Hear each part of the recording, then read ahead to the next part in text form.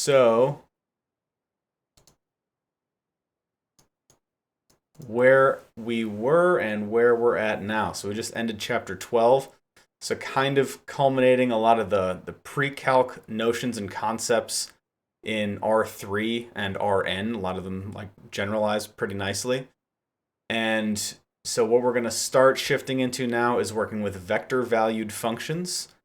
And we're going to start doing calculus in R3 today, which is awesome. So hope you're excited about that. It should feel somewhat familiar, and we'll get to play with some rules and see how they extend to this new space.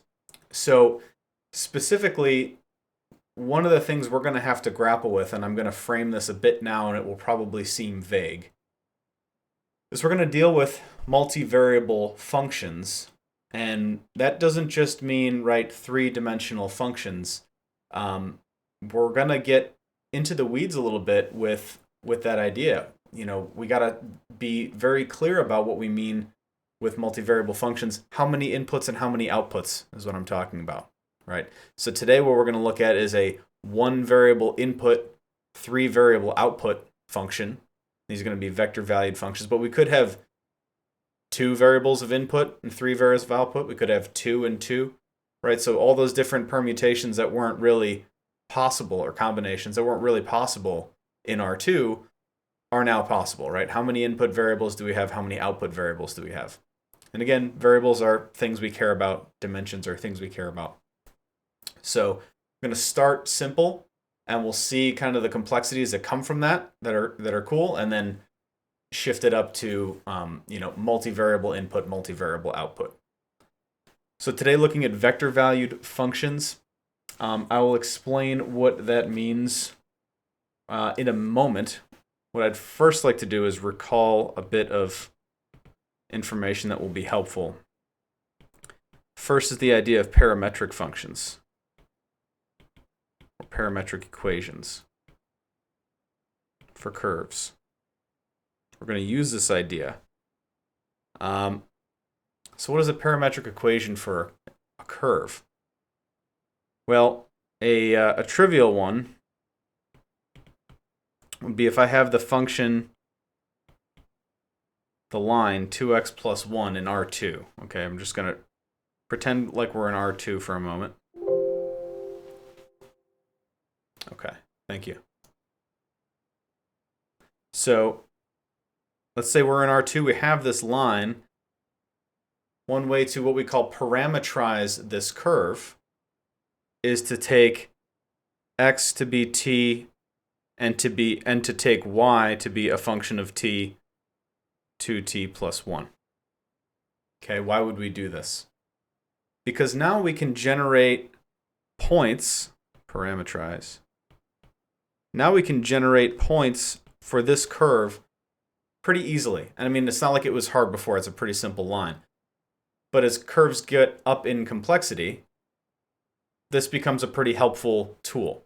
And this is what we call the trivial parameterization, where we take the independent variable, we replace it with some variable t, which we can kind of like imagine as time. And then you have the other variables depend on it as well. So in this case, y would depend on t. And so what we would get is if you allowed, t equals 0, you're going to get the point for x as a function of t, y as a function of t. You're going to get x of 0, y of 0, which is 0, 1, which we would know is already on this curve, right? And if we took quote-unquote time equals 1, then we get 1, 3, right? And so on and so forth. And so this would be a way to generate points on a curve. So here's 1, here's 1, 3, etc., etc., right? So you've probably seen this before, but just a nice quick refresher to kind of prime the brain. Some ones that are more complicated and less trivial.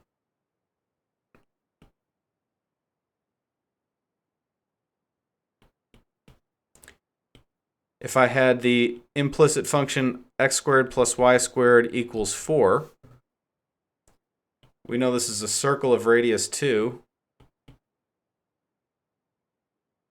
Trying to express this function explicitly is a bummer, right? Because you have to split it into two pieces, and if we're talking about something circular, it's probably not actually acting in two separate hemispheres or half circles, right? It's probably going around and around or something like that. So we want to keep it as one structure. So the way that we do that is you would parametrize your coordinates on this curve. So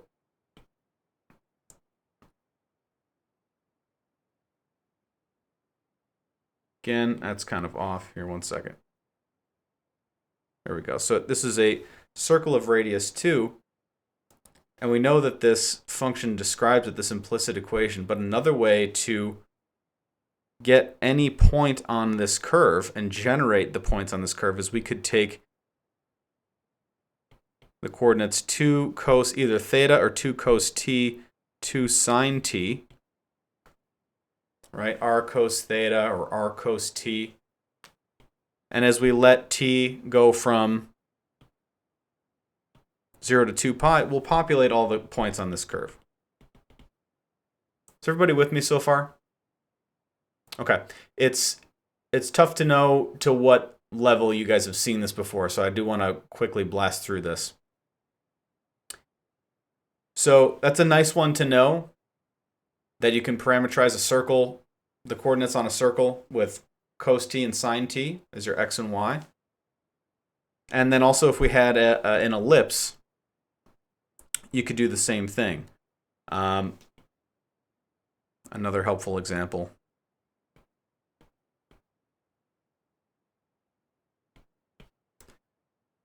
Right, what would 2 cos t 4 sine t represent?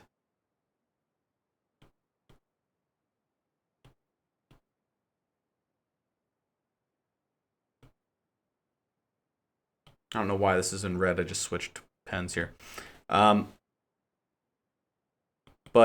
2 cos t 4 sine t, that means the cosine is oscillating between 2 and negative 2. Sine is oscillating between 4 and negative 4. This would be a parametrization for an ellipse that has been stretched along the vertical axis. All right, so it comes up here to 4 and negative 4, 2 and negative 2. And really all you have to do to verify this for yourself, I don't know why I put those so far out, here and here. The only thing you do have to verify this for yourself is just generate a bunch of values of t, and you're going to get these two-dimensional outputs. You're going to get these coordinates, and you'll generate a nice ellipse. Again, there's some just inherent value in being able to represent curves this way. It's important to note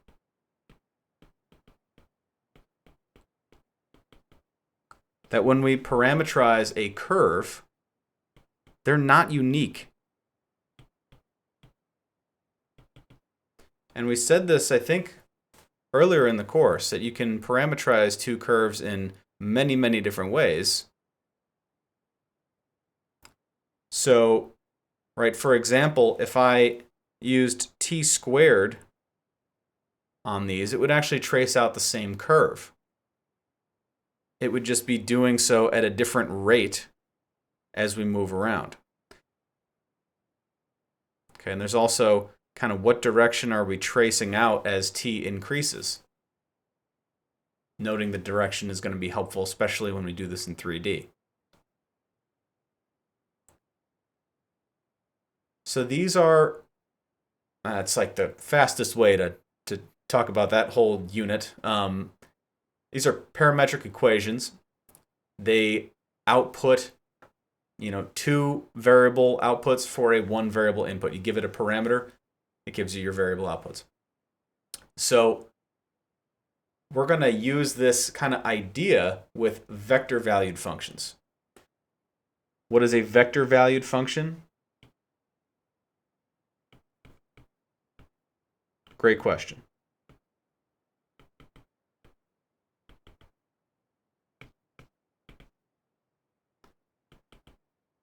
It's really just functions with vectors as the output.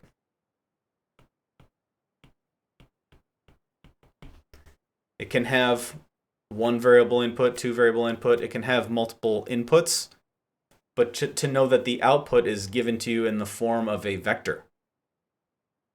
For us, obviously, we're going to be more concerned with vectors of 3 coordinates.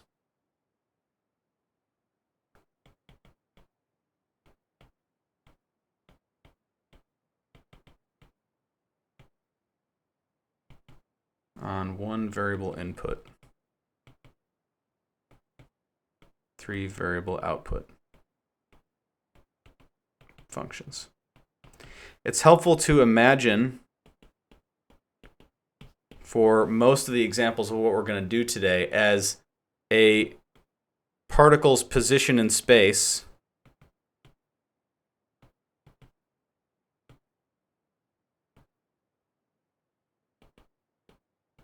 at a given time parameter t.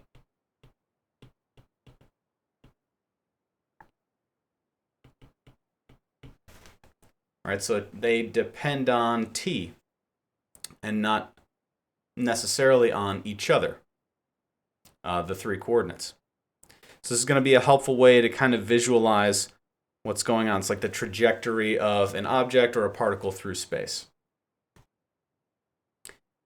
Another way you could think about it, right, is if we're given a parameter t and we're given a vector, right? So at certain time I have this certain vector. It's like the end of a vector is tracing out a curve in space. And so this is the notion of a space curve, right? That we have, that each point, I told you to keep a double meaning of every point in space in the back of your mind, that each point is also the terminal end of a vector, right? So it's kind of like the tip of a pencil stretching and spinning around and tracing out whatever this relationship is, or however this particle is moving, right? Or the tip of a vector pencil.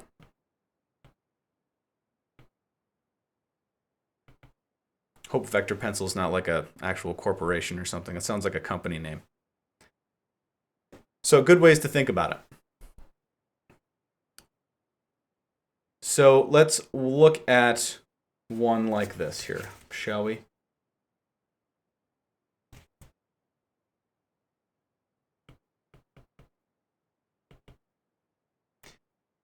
So what we'd say is that R of t with components f of t, g of t, h of t, or you could write it like this, f of t I hat plus g of t j hat plus h of t k hat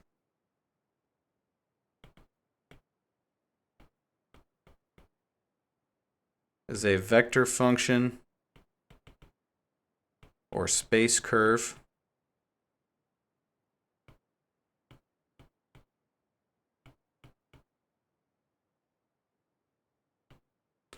parameter t and real valued functions f, g, h as components.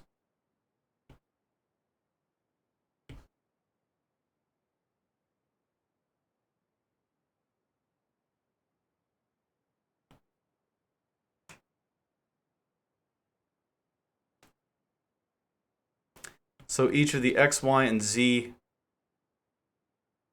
components are given by a real valued function.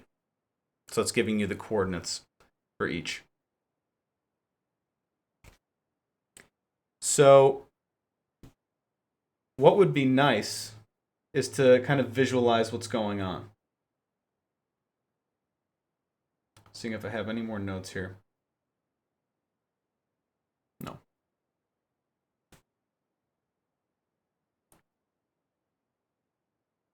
So another way, you could also call these scalar functions instead of real valued functions, right? Because what do they return? They're returning just a real number, which is giving you the coordinate, right? So f, g, and h, also scalar functions.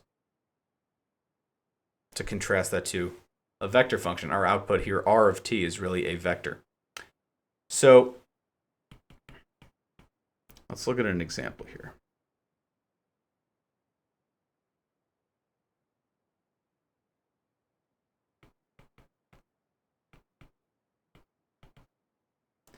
So this is a pretty common example, and we want to visualize what's happening here. So if I had this function given by cos ti plus sine tj hat plus tk hat,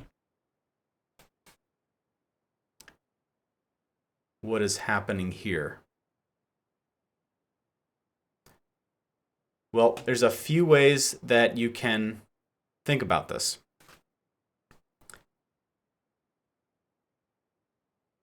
But the first is to try to generate a surface by using two of the components. There's no way by just plugging in t values that you'd get a sense of what this thing looks like without a graphing tool. Okay? But if we think about a surface using two of the components, and maybe this generates some cylinder, what we'll see is that you actually get a curve sketched out on the outside of some surface. It's a really nice kind of way that they interact with each other. So if we see that, here my x component is given by, and let me write it like this. My x component is given by cos t.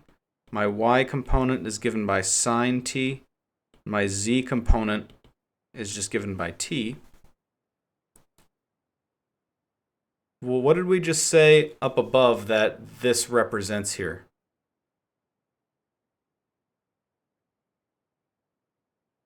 Circle?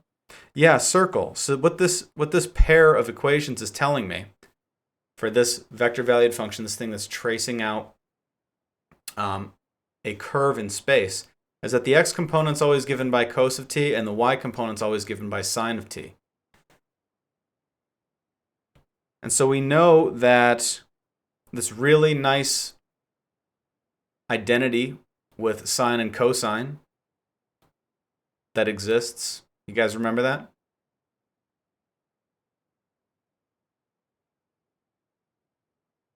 Some fella wore robes, led a cult, had an island, I'm pretty sure. Did he have an island? Rhymes with Schmythagoras. Yep. One is sine squared plus cosine squared. Yes. Pythagorean identity. Cos squared plus sine squared gives us 1.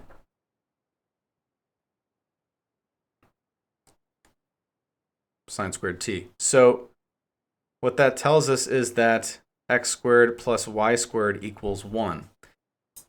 In R3, what does this look like? X squared plus y squared equals 1. X squared plus y squared plus z squared equals 1. If we had the plus z squared, that would be a sphere, right? But for this piece in particular, if I just gave you this equation, I said, what does this look like in R3? There's no z in the equation. Cylinder? Yeah, we got a cylinder. Right, we got a cylinder. Excellent. So this thing looks like the unit circle in the xy plane, but it's really a cylinder. And so here's x squared plus y squared equals 1. And then this last piece, z of t equals t, is going to be what traces out the curve, and it's going to be on the surface of this surface. Haha. So it's going to be out on the boundary of this surface that we generate. I'm giving this to you. Sometimes this takes a bit of work, creativity, problem solving to figure out what the surface is, and then you use the third component to kind of get the actual sketch of the curve. So this one we just knew because we had just gone over it. So with the z of t equals t, now what we can do is find points on this space curve, right? Find the terminal points of this vector valued function. And so what does it look like? So if we took t equals 0, what are the coordinates going to be for the first point? Well, it's going to be x of 0. Well, I'm going to be super clear here. X of 0, y of 0, t of 0, right? Time is 0, so each of these scalar functions evaluated at 0. Cos of 0 is 1, sine of 0 is 0, t is 0. So we're at the point 1, 0, 0. Where is that? That's out here on the edge of the circle in the plane. All right, let's pick another one. T equals, let's say t equals pi over 2.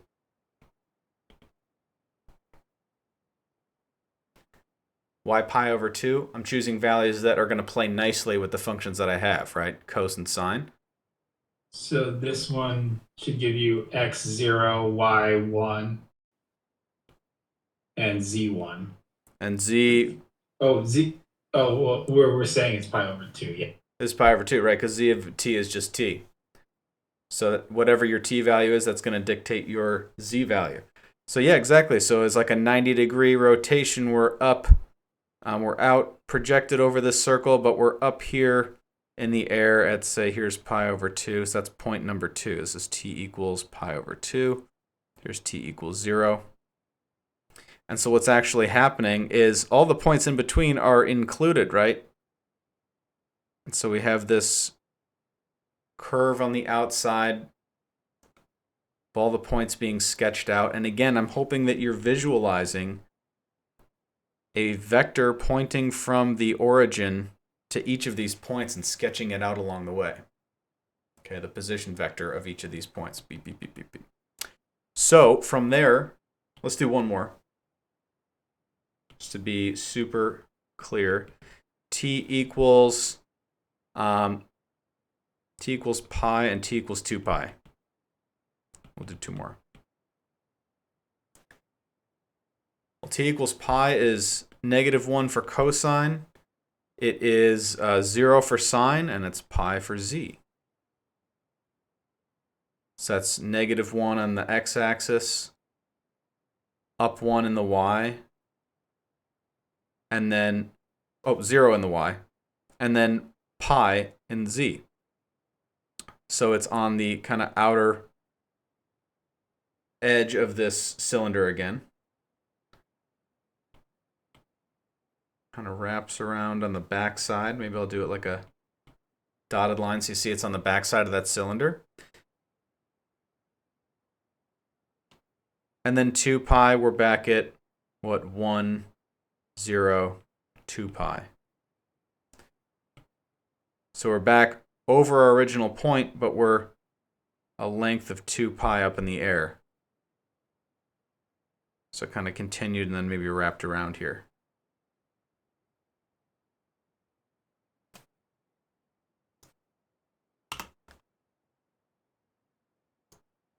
And I will show you a much better drawing of what this thing looks like.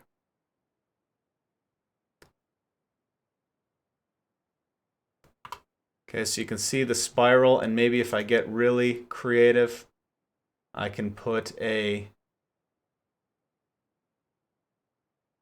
implicit function in here, x squared plus y squared equals 1, the cylinder, and you'll see all these points are actually laying on top of that cylinder. Does that make sense?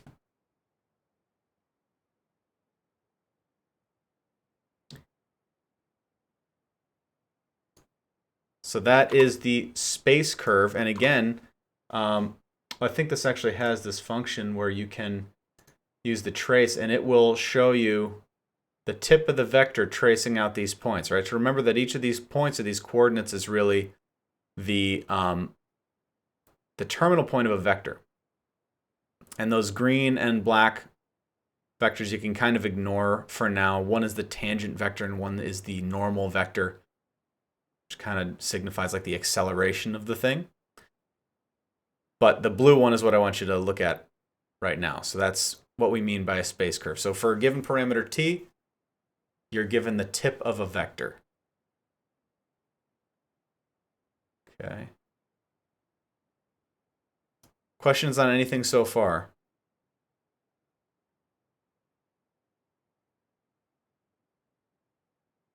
Okay, so I had a question in the chat, which was if you're able to negate the function, would that generate a double helix akin to the DNA, or would that generate a different vector? So yeah, if you play around with this, and actually let me pull this back up. If you play around with this, you can get some neat stuff to happen. Because think about how each of these are affecting the position. Right, if I increased the frequency, or let's say I scaled down the z to like 0.1 t, then it's going to spin around at the same rate, but not climb as fast, right? And so what you could do is, yeah, if you wanted to make a copy of this, and you could generate a double helix by just setting them off phase of each other, that would work. I'm not exactly sure what I think there's a special equation for that memory escapes me, but yeah, I'll again link this and you guys can play with that. But yeah, there is an equation for the double helix. I don't have it with me though. Good question. Other questions so far?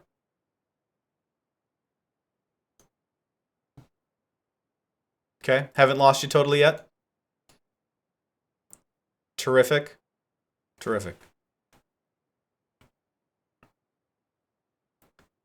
So let's try one more kind of good go-to example.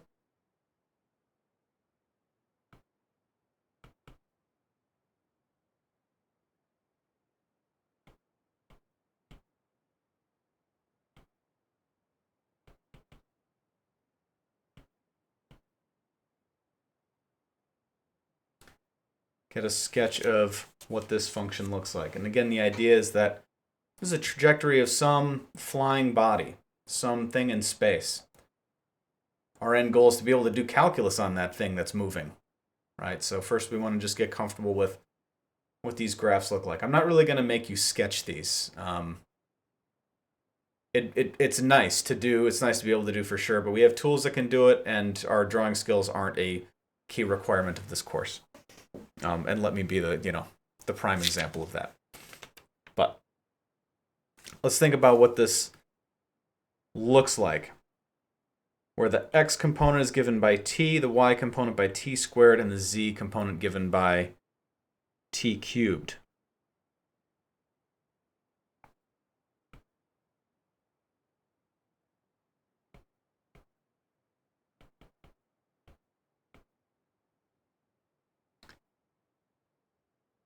So, some helpful stuff here. To visualize this or to sketch this, or just to get a better sense of what's going on. Like you might have some problems where you're seeing, is this point on the curve? It's very hard to do that if it's in parametric form. So if you can reduce or remove the parameter, what we call, I think it's called implicitize. If you implicitize the equation or make it an implicit function or an implicit equation, it's easier to check, oh yes, this point is on this curve, right? Or this does intersect with this other surface. So how to do that? Well, to use one or more components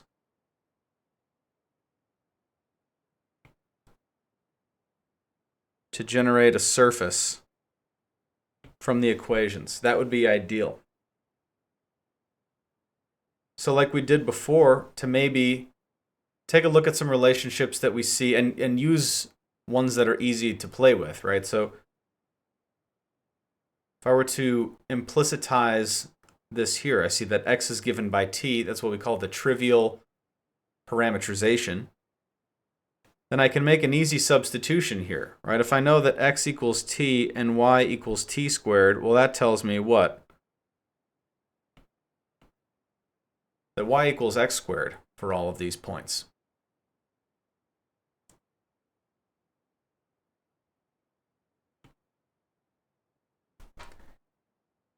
So y equals x squared is a surface, true or false, in R3?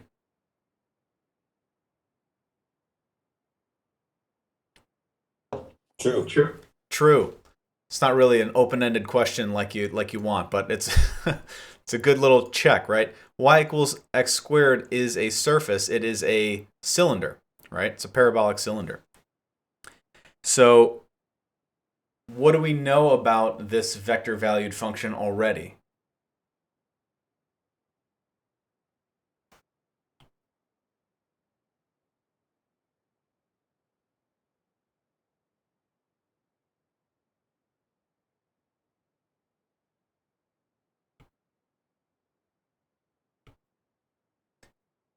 Well, we knew before that what? All the points of this vector-valued function are going to be on that surface, right? If you can relate two of the components, two of the coordinates for every single point, you know they're going to be on whatever surface you generate. Okay? They are bound to this rule in a way, right? Because for any t, they're locked into this pair of equations. So it's going to be on this curtain y equals x squared.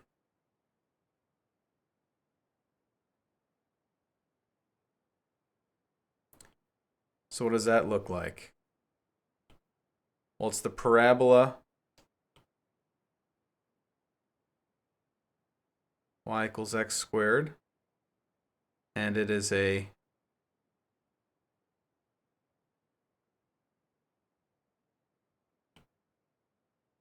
cylinder. All right, something like this.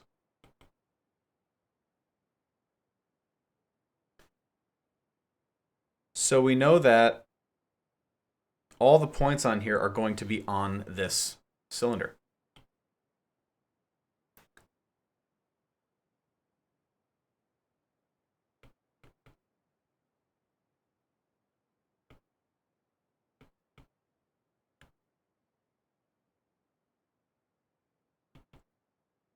So the other thing about vector-valued functions that make them different from just plain old parametric equations is that these things have a direction, right? If I'm talking about something flying through space, I don't care just about its path. I care about how fast it's going on that path, which direction on that path it's going, right?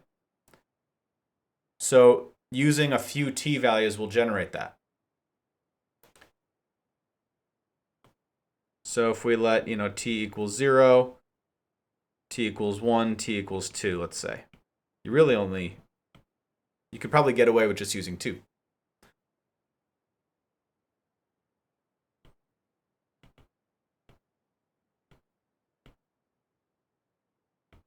Well, here's the hard one. All right, t equals 0, what point are we at?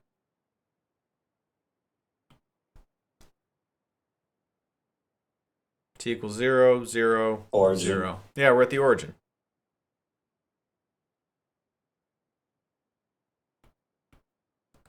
So it's the output is the 0 vector, right? The output is the 0 vector. So we're starting here. At t equals 1,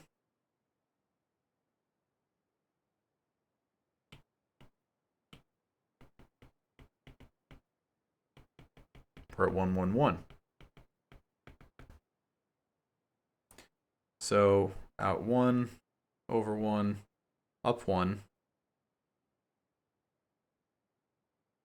And on the surface of this parabola.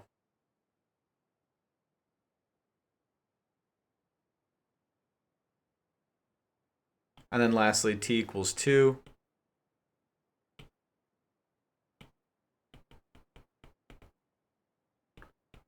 Y of 2 is 4. Z of 2 is 8. So we're at the point 2, 4, 8. So that's up 2, over 4, up 8. That's like somewhere up here. Right. Should know that this keeps going up. This is on the positive side of this thing.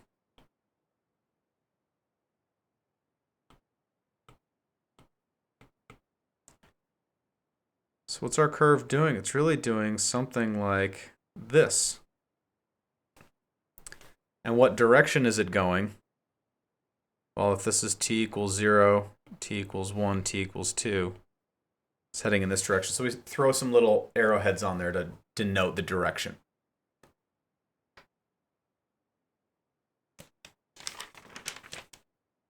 So would it go on the other side of the origin? Would it go down the other half of the, like outside of the cylinder?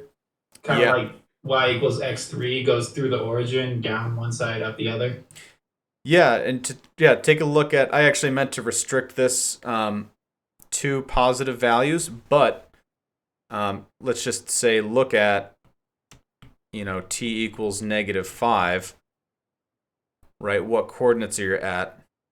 You're at -5, +25, -125. So yeah, you're in the right octant. You're down, right, left and down, and still in the positive y axis. So you're still going to be on this parabolic cylinder. Another way you can look at this is to use projections. Okay, and I'm not going to go into depth on that here. We might revisit that idea on a way to visualize this, but looking at this function in particular, maybe I can just do it quickly in the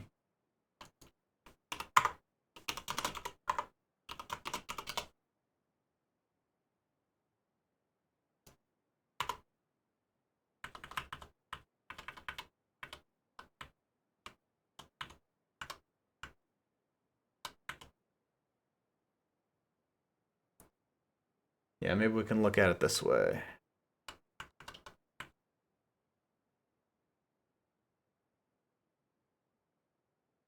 I need to show you this for it to be interesting. Okay, so if we plug in this thing, this is called the twisted cubic. X parameter is given by t, y is t squared, z is t cubed. If we look at this in space, and also I'll draw in the parabolic cylinder. It's just y equals x squared. You see that all the points lie on y equals x squared if we just look down the z-axis at this thing. All right. Let me drop that back out of here. But when I said we can look at this from projections to get a sense of it, you don't really see it in this direction. But if I... Oh, question? Okay, no worries. So if I look at it in the... let's look at it proper orientation. So xz projection, we see that, right, if x is the independent variable and z depends on x, this looks like the normal cubic function, right? Y equals x cubed, or z equals x cubed. And if we look at the top-down projection, right? I mean, it gets a little squirrely over here just because it's further away. But x and y projection, it's the parabola. All right, and as we add that third dimension, it kind of becomes this twisted cubic that dances along the parabolic sheet, that parabolic surface. So pretty cool. I hope these help more than hurt. They're not critical, but they're a nice little tool there. All right.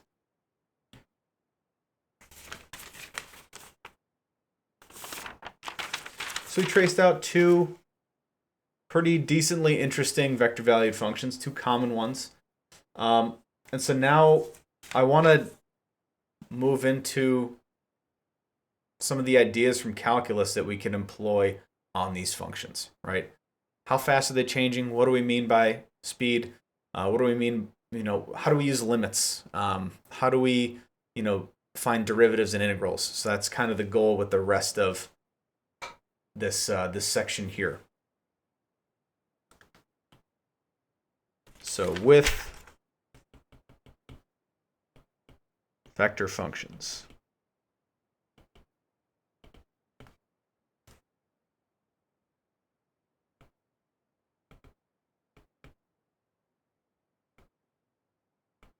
what does continuity mean?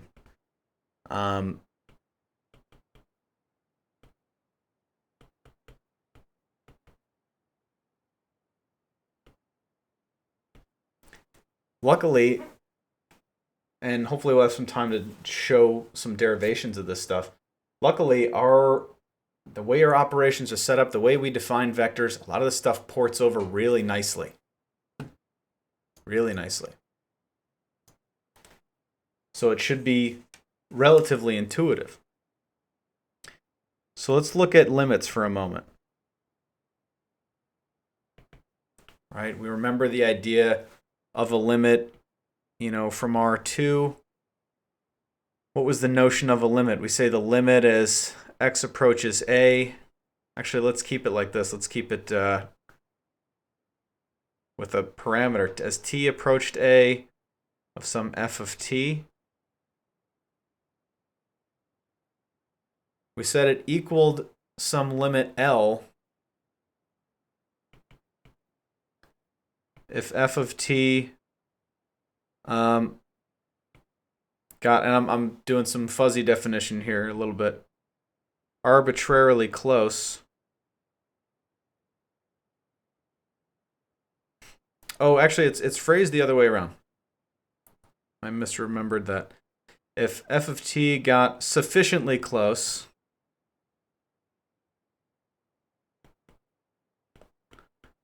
as t gets arbitrarily close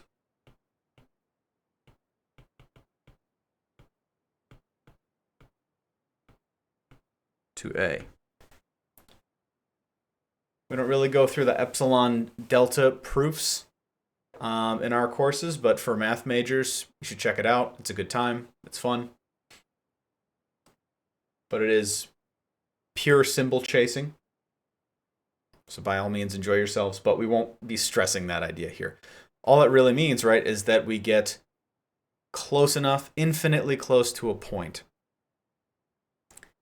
So how does that translate from R2 into R3? Well, with a vector valued function, and again, I'm specifying this because we're going to look at other types of functions. This is not the only game in town, right?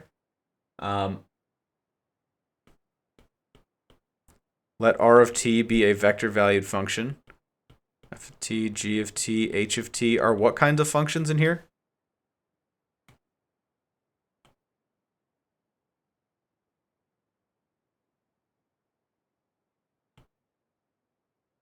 These are scalar functions, right? So they take the parameter, they output a real number, not a vector. That's important.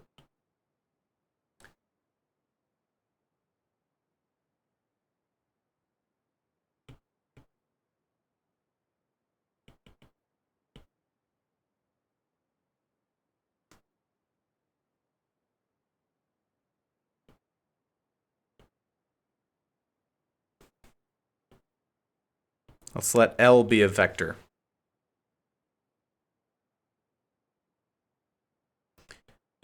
We say R has a limit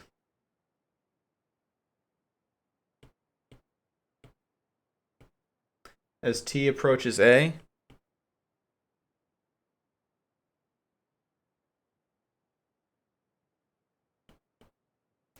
And we write it just like we did before. The limit as t approaches a, this vector function R of t equals L. Say if and only if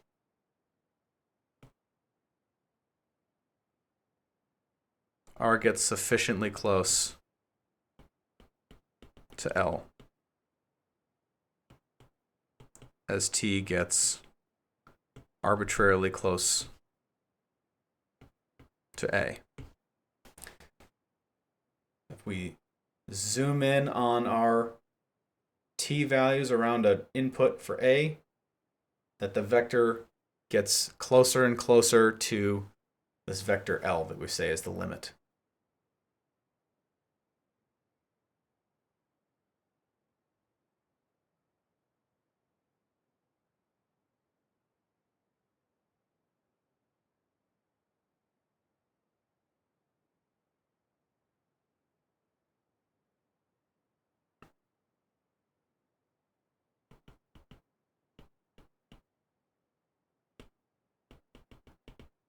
So what does this really mean? This means that as t gets closer to a, and we'll do an example of this right after. I know this is a lot of notation, but as t approaches a, if we say that the vector L is this vector with components L1, L2, L3, then what that means is that f of t needs to be approaching L1, g of t needs to be approaching L2, and h of t needs to be approaching L3. Right? These scalar functions' outputs need to be approaching these.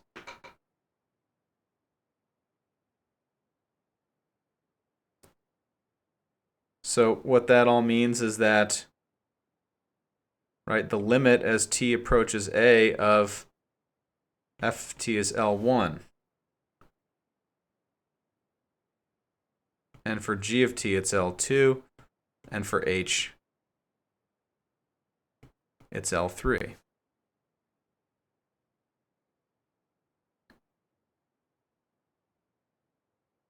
Does that make sense? That you can't have them approaching anything else, right? They have to be approaching the coordinates of L if we're saying that that's the limiting vector.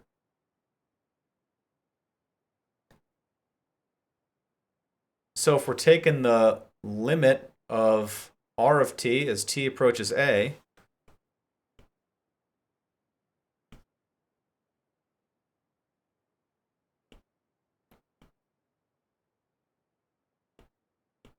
this is really like taking the limit of each of these as the components.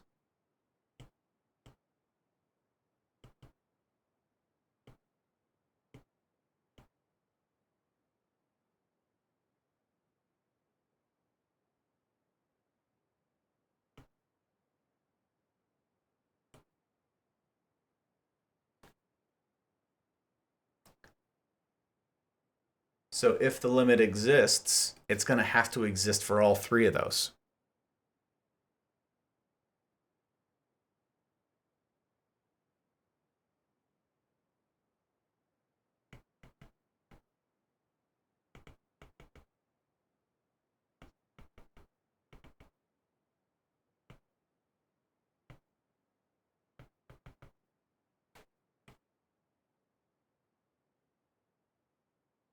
Let's do an example, finding limits for vector functions. So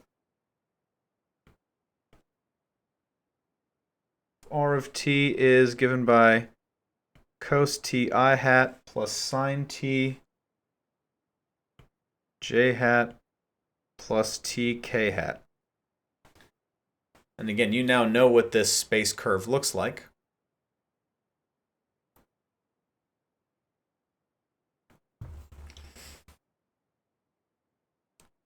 We'll say find the limit of this as t approaches pi over 4.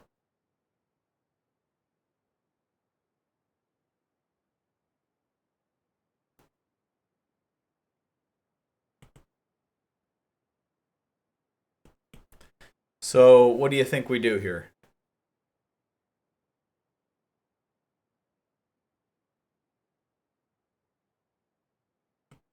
Break it into 3 limits? Break it into 3 limits. Yeah, exactly. So take the limit of each of the components as t approaches pi over 4.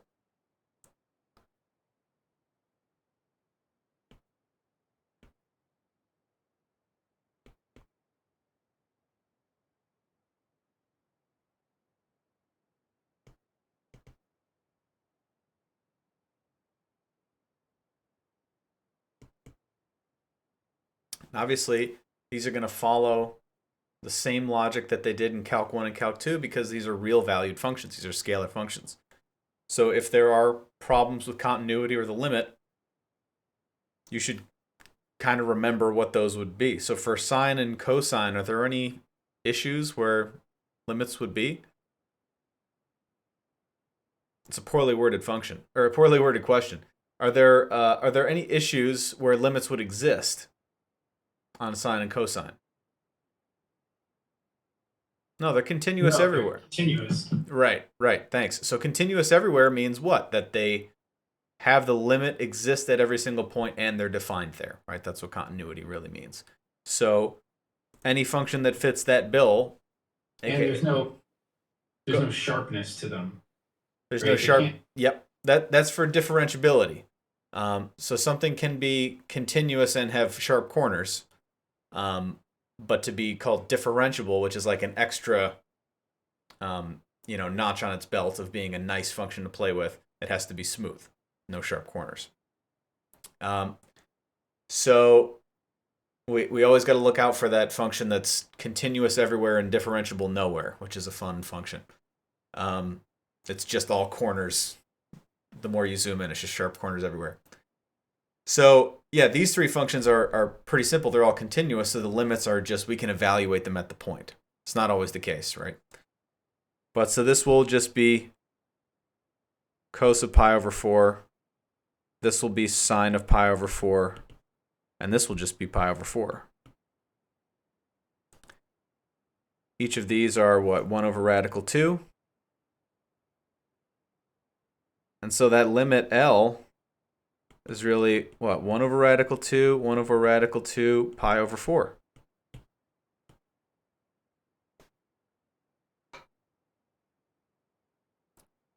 Not too bad.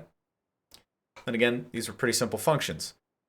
So, in your practice problems, there's going to be some kind of throwbacks to the rules from Calc 1 and Calc 2 to kind of refresh those skills on when does the limit exist and when do they not.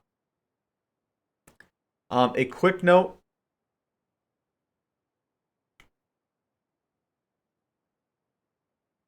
On the domain of functions, what do I mean when I say domain?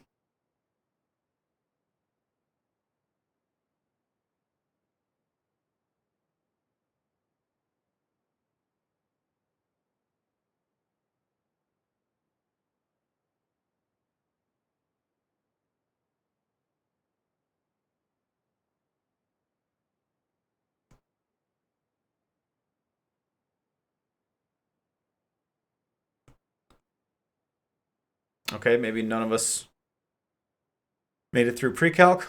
Just kidding. I'm not making fun of you. Domain. We all know what domain is. It's a set of all possible inputs, right, to a function. Might be a while since we've heard that term. Maybe it's late in the afternoon. We're tired. Who knows? But it's a set of all possible inputs to a function. So what it's defined on, its domain, its home.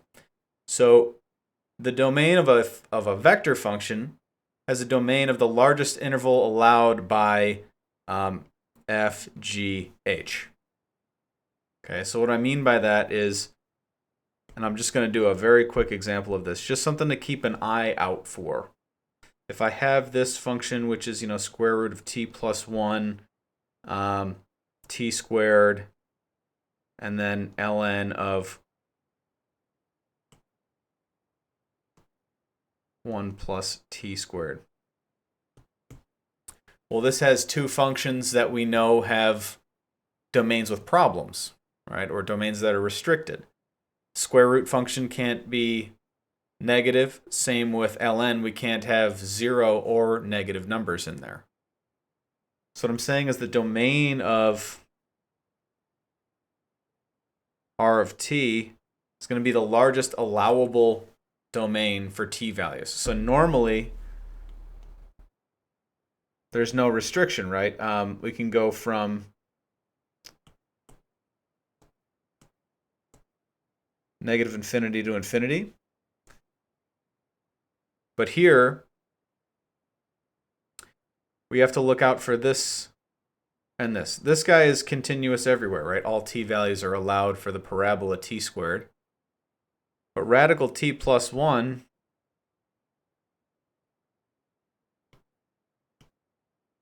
we need t plus 1 to be greater than or equal to 0, which means t can't be less than -1.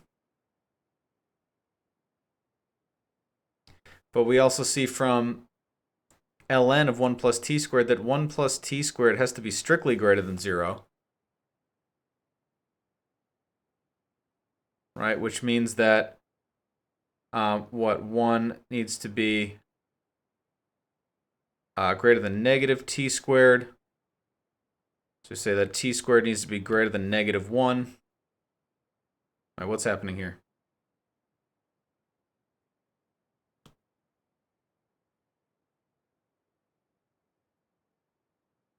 That last one's just fine, right? Say again? The last one's just fine, right? The last one is good to go. Yeah. Because any t value will work. So if I had it be, let's switch this up to generate a problem. Thank you. Let's say we did it like this, right? That's gonna cause a problem. So we need 4 minus t squared to be greater than 0. So then that means that t squared has to be less than 4. All right, so t needs to be between radical 2 and negative radical 2 to stay within the bounds. So then now we got to kind of conjoin these two and say we're looking for the biggest possible range. So this says you can be bigger than -1, which is actually larger than this, but you have to be smaller than this. So our domain is really from -1 up to radical 2. That's the only t values this thing can take on without blowing up. Does that make sense?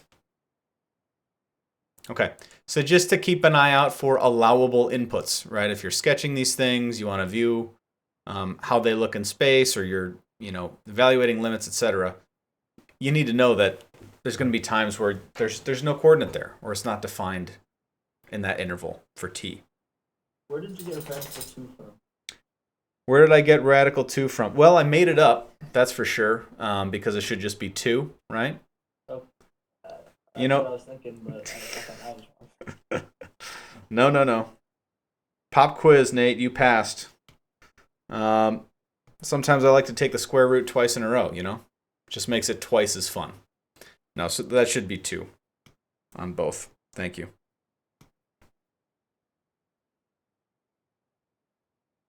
Anything else there? No. Good to go. Awesome. Good catch. If there were bonus points, I'd give you one, but there's not. Sorry. No, good stuff. So just a quick note on domain. So now back to the idea of limits, continuity, so then we can start taking derivatives and integrals with these things. Continuity is exactly the same.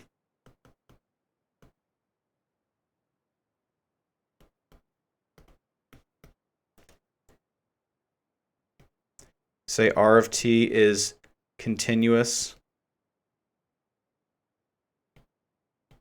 at t equals a if the limit exists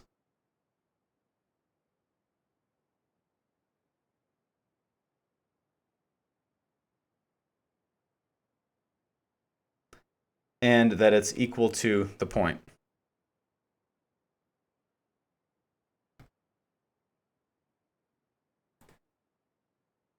So it's continuous if the limit exists at each point along the curve and that it actually goes there, right? Which is a separate idea. And so we say it's continuous on an interval or on its whole domain if that's the case everywhere. All right, so there's continuity at a point, it approaches and it goes there, and then if that's the case at every single point, then it's continuous on that interval.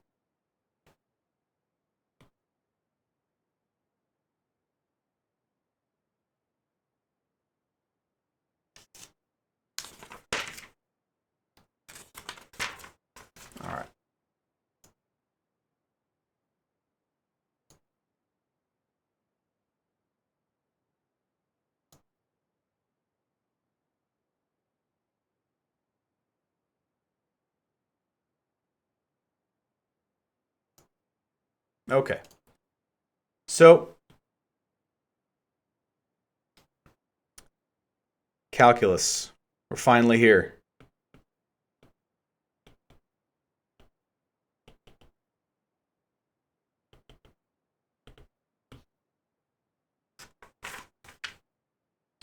What does this look like?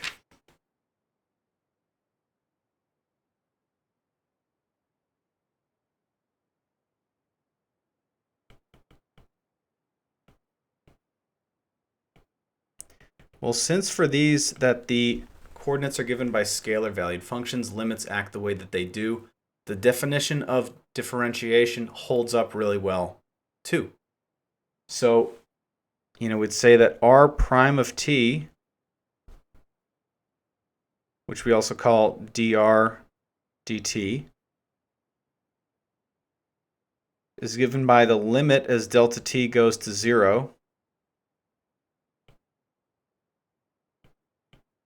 of the vector value t plus delta t minus r of t all over delta t.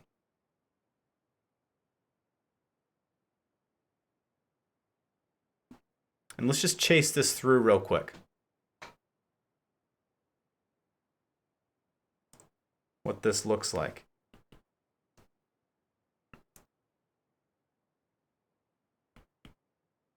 So see that, what is r of t plus delta t? Well, it's the vector value at t plus delta t, so that's, I'll use component form for right now. F of t plus delta t, g of d plus delta t, h of t plus delta t.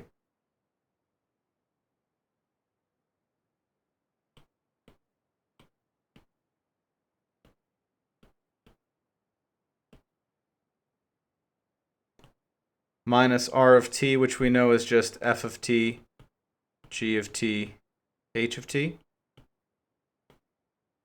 So all over delta t.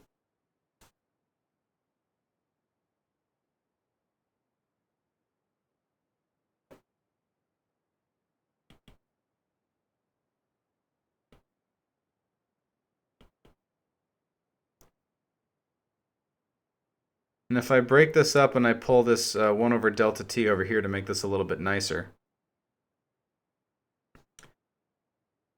How do we subtract vectors? Well, we subtract vectors by going component by component. So really my I component is given by what? F of t plus delta t minus f of t I hat,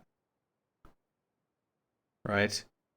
Plus the difference g of t plus delta t minus g of t j hat for my second component, plus h of t plus delta t, scooched over a little bit on h, subtracting what we started with, times k hat.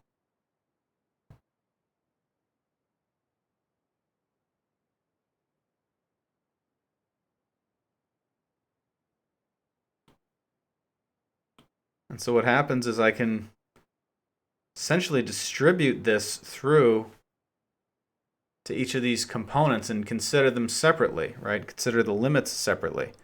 So this is the limit as delta t goes to 0 of f of t plus delta t minus f of t all over delta t times my I hat, plus the limit as delta t goes to 0 of g of t plus delta t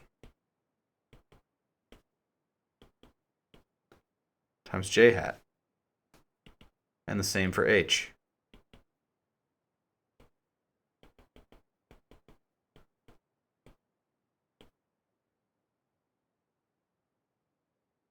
Times k hat.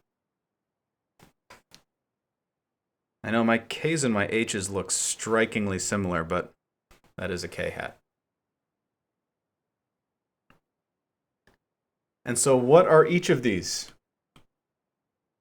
These should look super familiar, right?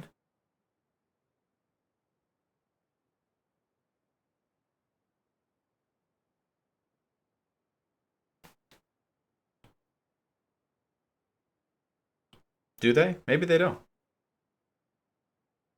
You do, I just don't remember what. They're giving me flashbacks. Give me flashbacks, okay? Yeah, it's just our limit definition of the derivative. Limit definition of the derivative. That's right. So difference quotient, right? Limit is we take the slopes of the secant lines and get them to the tangent line. Good. So this is the definition of the derivative.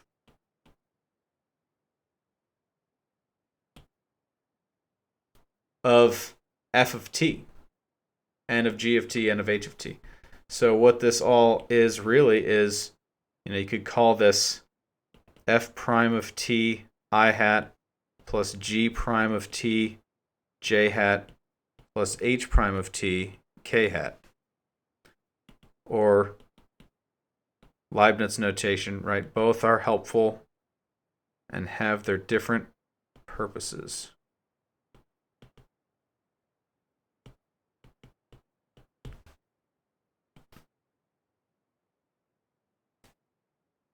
So I show that to you so that you can see kind of how nicely, when we set things up and define things very clearly, these kind of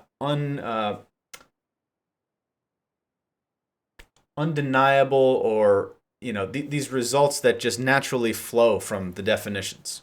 Okay, so that these things extended into vector valued functions is should be pretty awesome, pretty amazing. But we could just mechanize it and say, how do you take the derivative of a vector valued function? Well, you take the derivative of the components, right? And that it is that simple. However, why it's defined to be that case is what we just worked through there. Okay, so why it works through is going back to that limit definition. So to operationalize this, how do we get the derivative for a given function? What I'd actually like to do is throw it right into an application problem so we see just a little bit more of the value here. So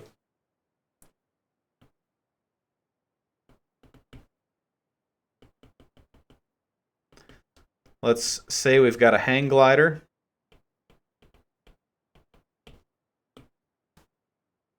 And that we've got a person that's like spiraling upward due to rising air.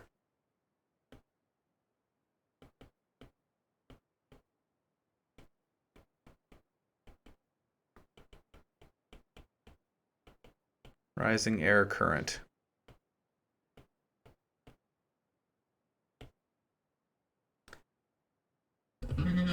It's a good COVID-safe outside activity, hang gliding, right?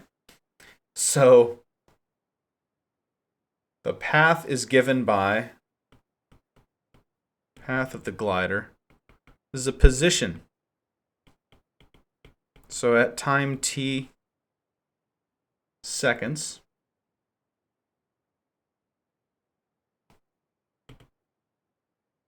it's given by this vector function.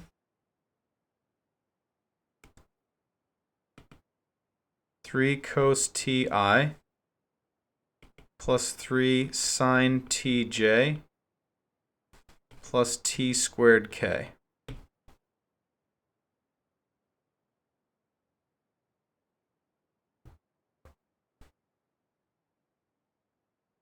And let's say this is for t values up to 4 pi, between 0 and 4 pi.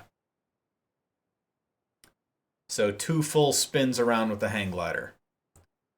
So we want to find out what is the velocity and acceleration.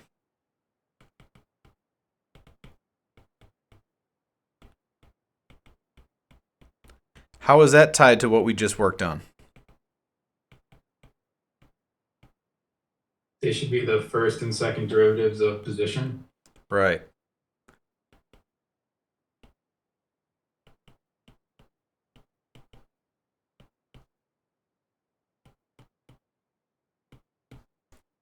And maybe I didn't highlight this enough too back here, but the derivative of a vector valued function is a vector valued function, right? It is a vector.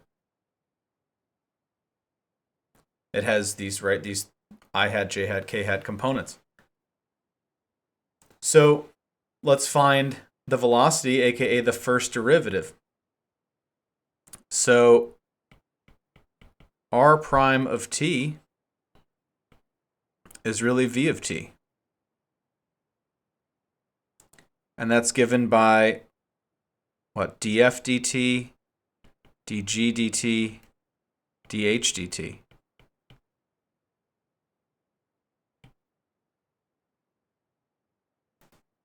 For f, g, and h.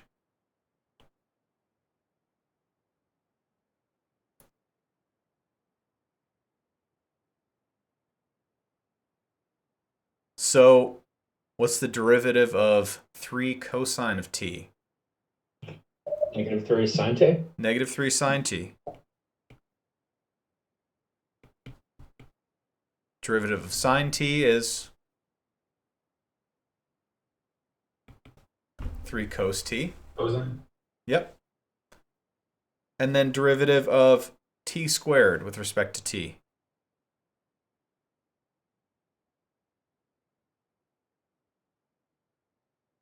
Two. 2t. So this gives me the velocity at time t of the hang glider. The velocity vector.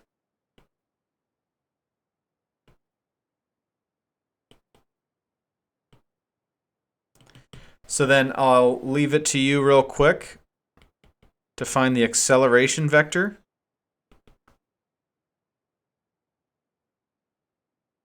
Since it's a vector, is it supposed to have like the I hat, the j hat, and the k hat? Yes, I just wrote it in the component form here. Oh, okay, okay. But yes, you can write it equivalently.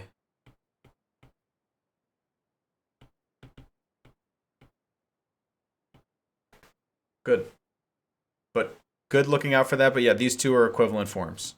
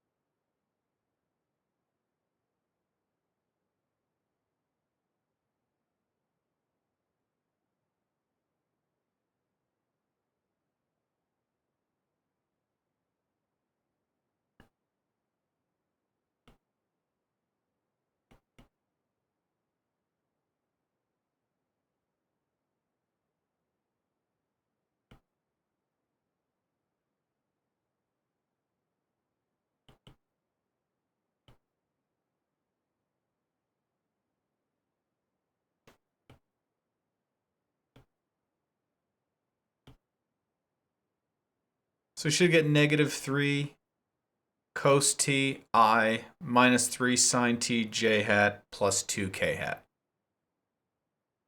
Okay, so we'll emphasize and encourage you to go back and check out your basic differentiation rules. It will come in handy to have these be, refreshed. There's only like 12 of them. Make some flashcards. You will thank yourself later if you're rusty on them.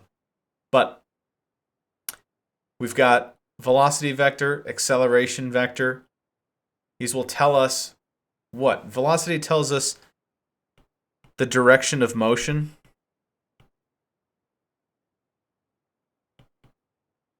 At time t.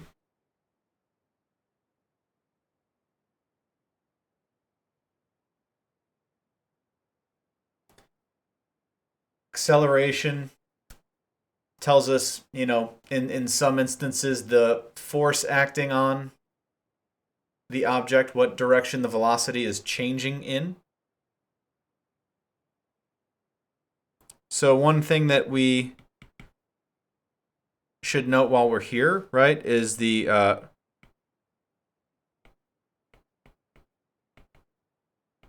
Find the object's speed at time t. Well, what is speed? It's the magnitude of the velocity. Yeah. Magnitude of the velocity. All right, so we take the velocity vector and find the magnitude of that.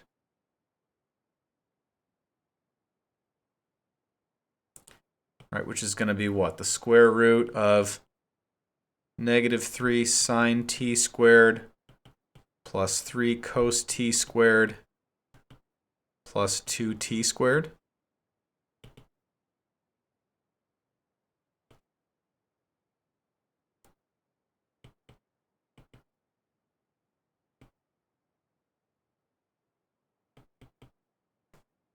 One big pro tip through the rest of the course, be on the lookout for the Pythagorean identity. Obviously, don't try to use it when it doesn't fit, but whenever you spot it, that's going to reduce the complexity of what you're working with by a large degree. All right. And in this course, especially later, you're going to be looking for anything to reduce the complexity of what you're working with, because they kind of blow up. So sine squared plus cos squared is 1. That's awesome. I'm going to factor out the 9 so that I can reduce that just to 1. So that becomes 9 plus 4t squared. So that gives me the speed at time t.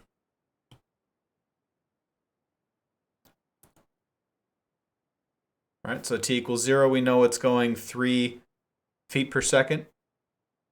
I'm not sure I gave you units, but 3 units per second.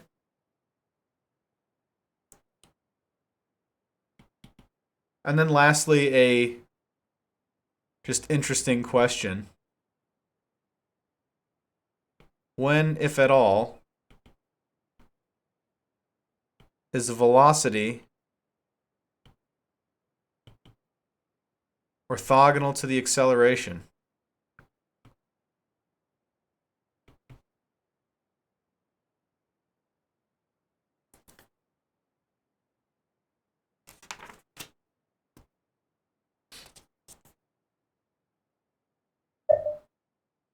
Okay, wait, I forget. In this context, it's a circular motion we're experiencing, right? In this context, what? I'm sorry? Are we experiencing circular motion in this context? Yes. So it's Okay. well, it's a circle, it's a helix, so it's moving upward. Yep. In that case, then they're always going to be orthogonal, if I remember correctly. Okay, in general, if it's perfectly circular motion, that is the case. However, we've added a dimension upward, and so it won't be always orthogonal.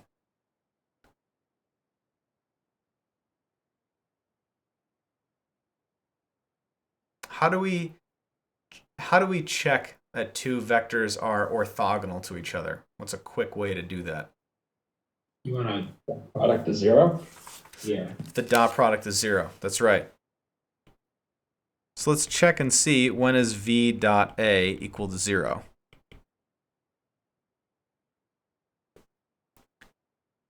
Well, what's v dot a? 9 cos t sine t minus 9 sine t cos t plus 4t equals 0.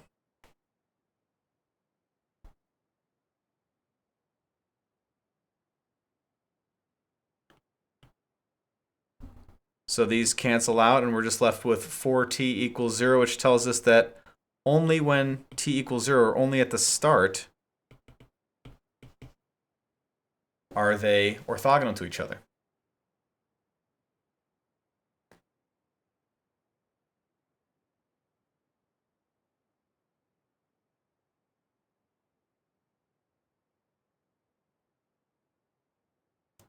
So if we didn't have that stretching component in the z direction, that would probably be the case, that they'd always be orthogonal, or it would be the case. But here, it's kind of twisting. And we're going to look more at that idea later in the course.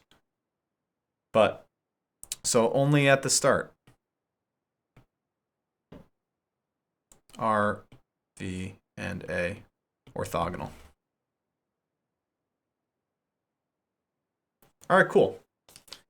So what did we get to do there? We got to actually differentiate a vector function. And we did it twice. We saw that the derivative of position is velocity. We know the magnitude of the velocity vector is speed. Second derivative is acceleration. Terrific. So some nice properties of differentiation.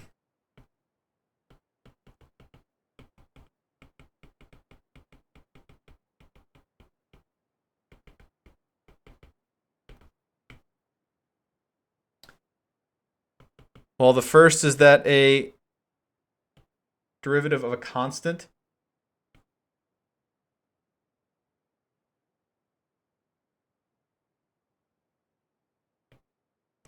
where C is a constant vector, that's going to be equal to the 0 vector. Okay, so if it's not changing, it's a constant vector, the derivative is 0. We would hope that to be the case. And really, all of the properties of differentiation port over, which is really nice. So the other is if I have the, if I differentiate the sum of two vectors, it distributes over the sum. And we're not going to go back to the limit definition on all these. It would be good for the math majors in the room to chase these down. I'm going to keep pushing you guys to go after the theory and have some fun in that way. Some of them might be exercises in the text, actually.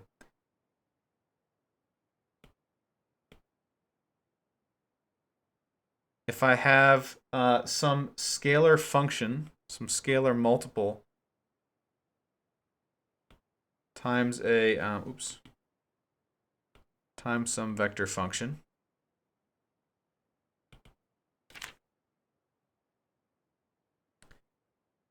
we get back the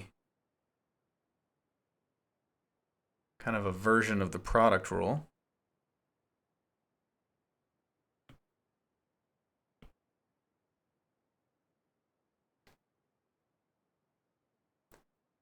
So yeah, this is with f of t as a scalar function.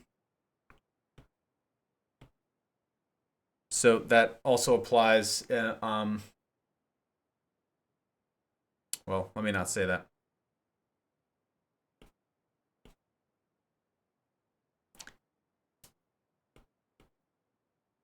If I have a scalar number c times the function we're differentiating, that's just the scalar times r prime. So you can pull out scalar constants from differentiation. That's a good one to have.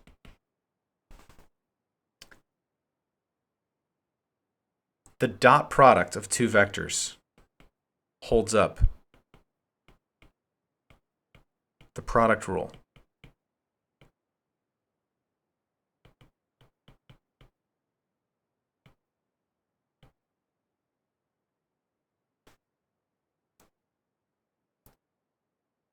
Again, really, really nice.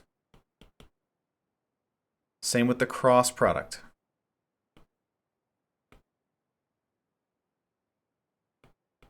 Which really, taken on its head, is astounding, considering how kind of laborious this operation is itself. So A prime cross B, right, plus A cross B prime.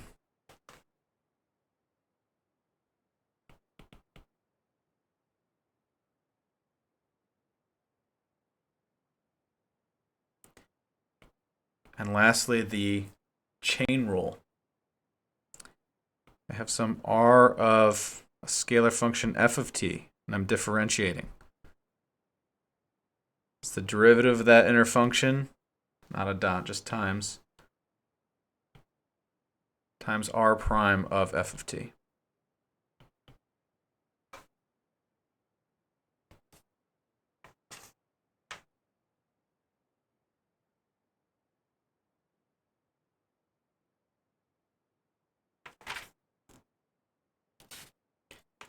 Don't have time to go through any proofs of these.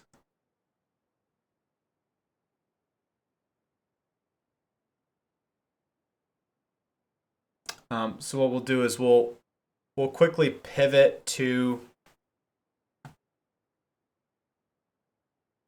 integrals. How do we integrate vector valued functions?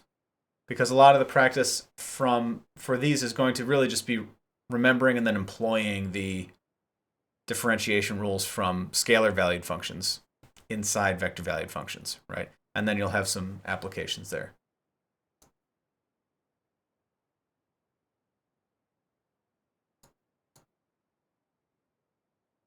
Okay, so I had a good question, which is, does the dot product usually result in a non-constant? The dot product results in a scalar, right? So if it results in a scalar, that scalar value can still depend on t, or the parameter t for time. So it will still be a function of t. So the question was, wouldn't it, if we have a dot product, wouldn't the derivative just be 0, right? Because we know from last time that the result of a dot product is a constant. It's a constant, but it can still be a function of time. And what are we differentiating with respect to right now? Time, right? Or t. And that's another thing that you're going to need to start kind of training yourself into seeing with what respect am I paying to differentiation, right? With respect to what variable am I differentiating? Because eventually we're going to have more than one variable.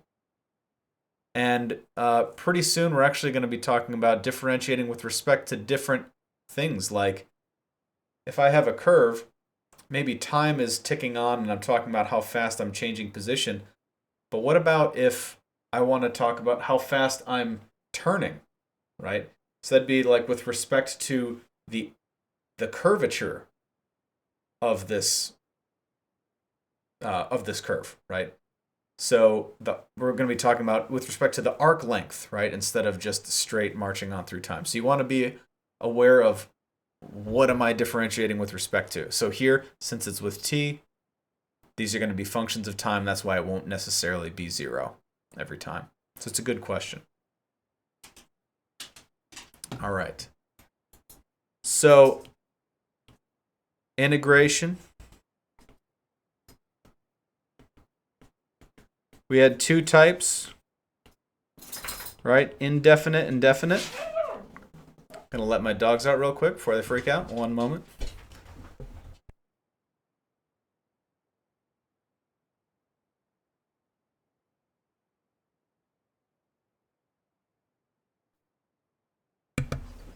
They only get that excited to see my wife and boy come home, not me. Or maybe they just wanted to bounce before integration began. But we had indefinite and definite integration. And these poured over just as nicely as differentiation did. We're talking about the scalar components of the vectors. So for indefinite,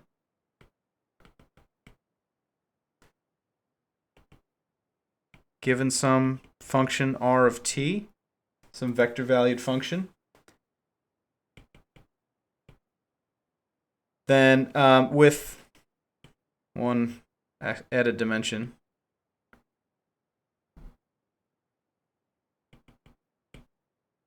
we'll say big R prime is little r,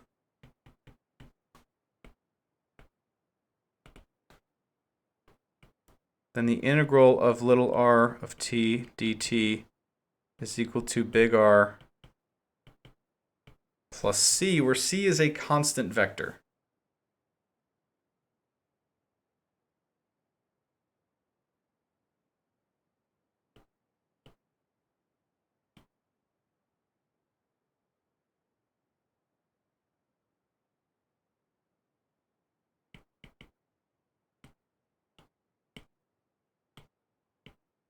So quick example of this.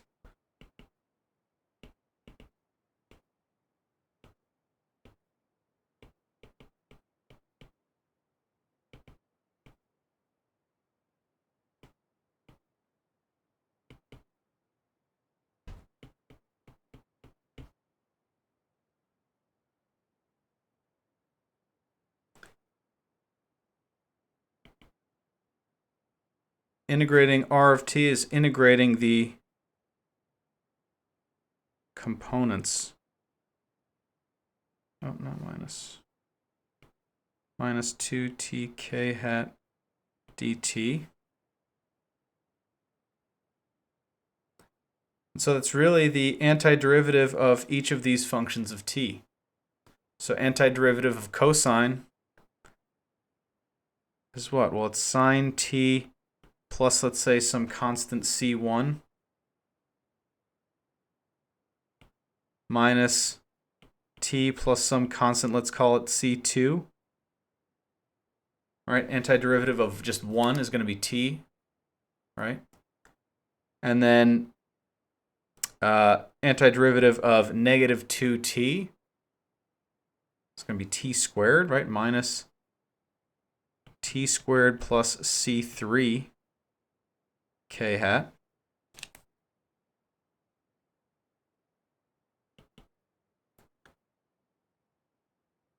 Which we can say is really sine t I hat minus t j hat plus k hat plus, oh, sorry, plus, not that at all. Minus t squared k hat. This is all plus some c1 I hat plus c2 j hat plus c3 k hat. I'll split apart these components into the sum of two vectors. And we can really just call this guy here C.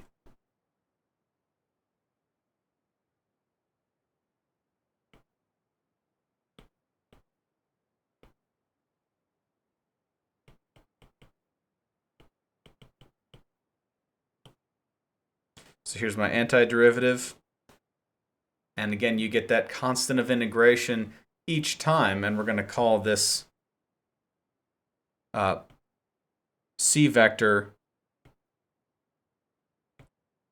the vector with these components.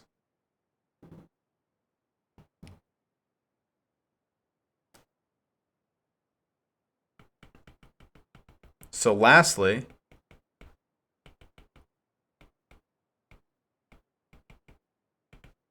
definite integration, where we have limits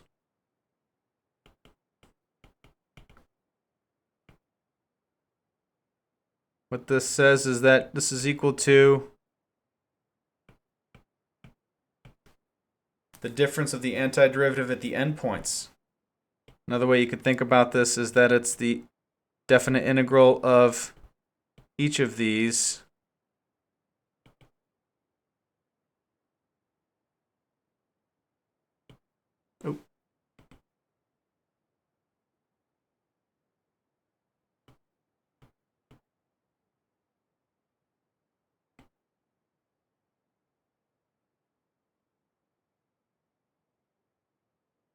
k hat.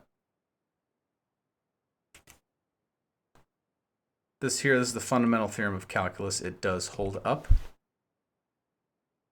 But mechanically, it's really taking three definite integrals. One for each of the scalar components. So to just piggyback off of our previous example and not do too much more work, let's talk about the integral from 0 to pi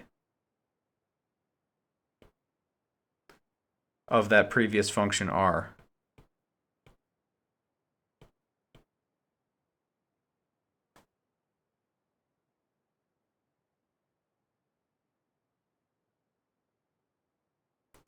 Well, this is really just, right, sine t between pi and 0 for I, plus t between pi and 0 for j, minus t squared between pi and 0 for k hat.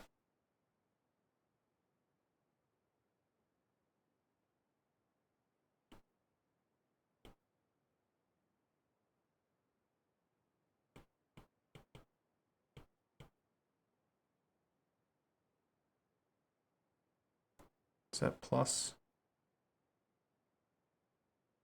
Was it minus in my previous example? It was.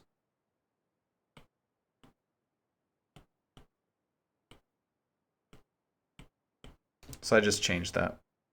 Not a biggie.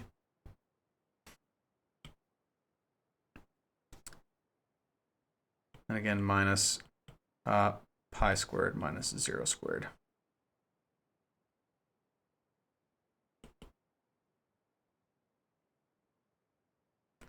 So we're left with pi j minus pi squared k hat. Again, the constants will cancel each other out, just like they would with definite integrals of scalar valued functions from before. So all this stuff translates really, really nicely. I got another question. Will I take points off if you forget to make C a vector? I mean, it all depends on what a question is assessing is my go-to answer for that. So if the point of the question is to assess, can you carry out the indefinite integration to t, then yes. If it's you're integrating and using that to do something else, then it hopefully doesn't matter, right? But sometimes it will. Sometimes that constant is right the initial value for an equation, and so you do need it. So it's contextual. So I guess the advice is to just always remember it. Try to remember it the whole time. All right. Questions on any of this?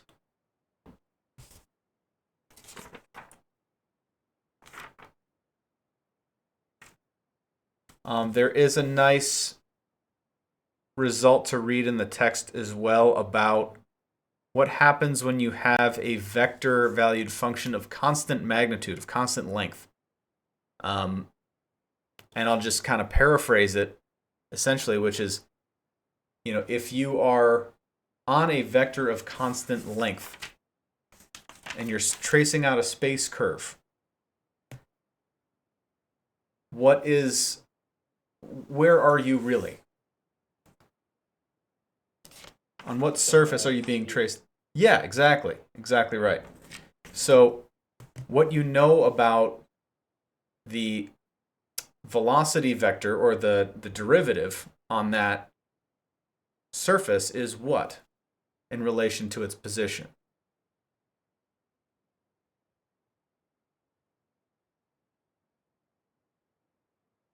So the direction that I'm moving in, right, the velocity vector or the derivative, the tangent vector, tells me the direction I'm heading in. Well, if I'm always on the surface of a sphere and I'm being traced out on that constant distance from the origin, and I know I'm always going to have a tangent vector that is perpendicular to my position vector, right? I'm always going to be orthogonal. So think about, being on the surface of a sphere. If you're a little particle and you're moving around, your direction vector where you're heading is always going to be orthogonal to your position vector, which is pointing straight at you from the origin, right? Anywhere you go at that fixed length is going to be orthogonal. You're going to have a 90-degree angle. So it's a nice one to know. It's a little bit intuitive, and you can show easily that the dot product when your magnitude is fixed, the dot product of your velocity and your position are 0, which we know that theorem tells us that your dot product has to be 0 if you're orthogonal, and vice versa.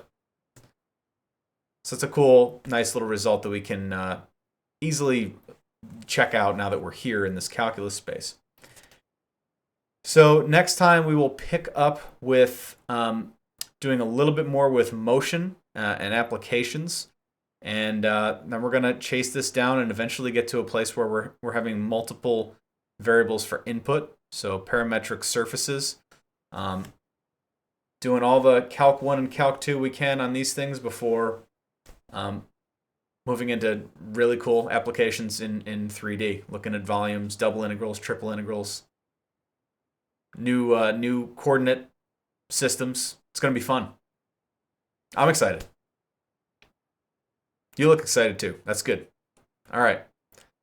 So if you got questions, I got about 5 minutes I can hang out. Otherwise, we will see you next time. Have a terrific weekend.